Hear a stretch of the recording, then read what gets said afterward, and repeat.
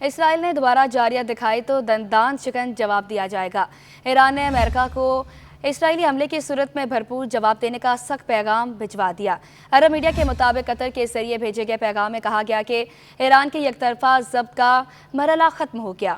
کسی بھی اسرائیلی حملے کا غیر روایتی جواب ملے گا، اس پر اسرائیلی انفراسٹرکچر نشانہ بنائیں گے۔ امریکہ کو اپنے پیغام میں ایران نے کہا کہ یک طرفہ تحمل ایران کی قومی سلامتی کی ضرورت پوری نہیں کر رہا۔ ایران علاقائی جنگ نہیں چاہتا، لیکن اسرائیل کو باز رکھا جائے۔ اس سے پہلے امریکی صدر جو بائیڈن نے ایران پر اسرائیل کے ممکنہ جوابی حملوں کا اشارہ دیا تھا۔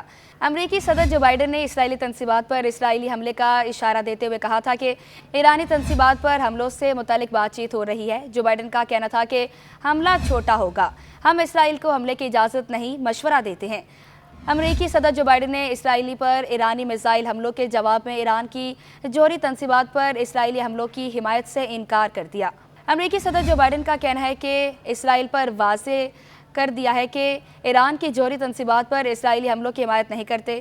اسرائیلی فوجی تنصیبات پر ایرانی میزائل حملوں کے بعد جو بائیڈن نے زور دیتے ہوئے کہا کہ امریکہ اسرائیل کی مکمل حمایت جاری رکھے گا۔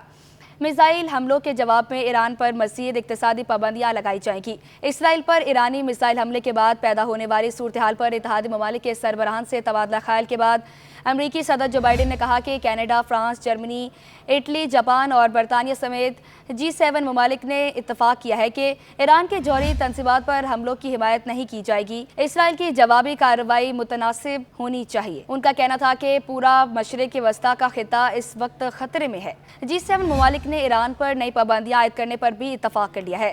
ادھر ایران کی جانب سے اسرائیل پر راکٹوں کی بارش اور تباہ کن حملوں کے بعد ایرانی سپریم لیڈر آیت اللہ خامنہئی کا بیان بھی منظر عام پر آ گیا۔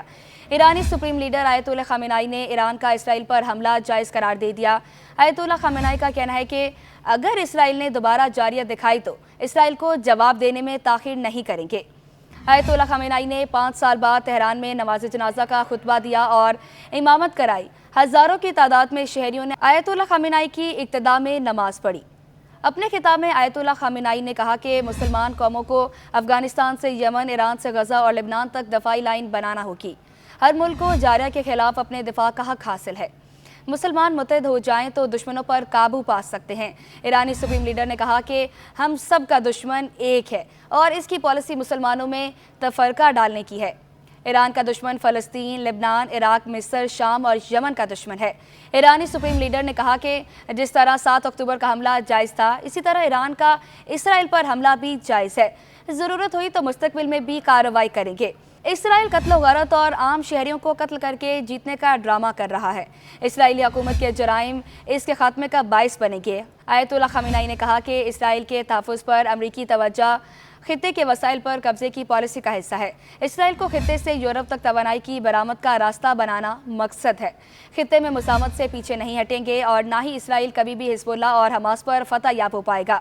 خیال رہے کہ 1 اکتوبر کی شب ایران نے اسرائیل پر 400 سے زائد بیلسٹک میزائل داغے، جو اصفہان، تبریز، خرم آباد، کرنچ اور عراق سے فائر کیے گئے، جس کے بعد مقبوضہ بیت المقدس سمیت اسرائیل بھر میں سائرن بجنے لگے۔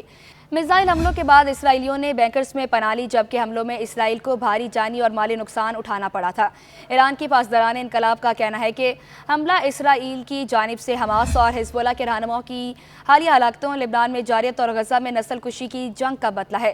پاسداران انقلاب کے مطابق ایران نے پہلی بار ہائپرسونک الفتح میزائل کا استعمال کیا اور دعویٰ کیا کہ ایران کے 90% میزائلوں نے کامیابی سے اسرائیل میں اپنے اہداف کو نشانہ بنایا۔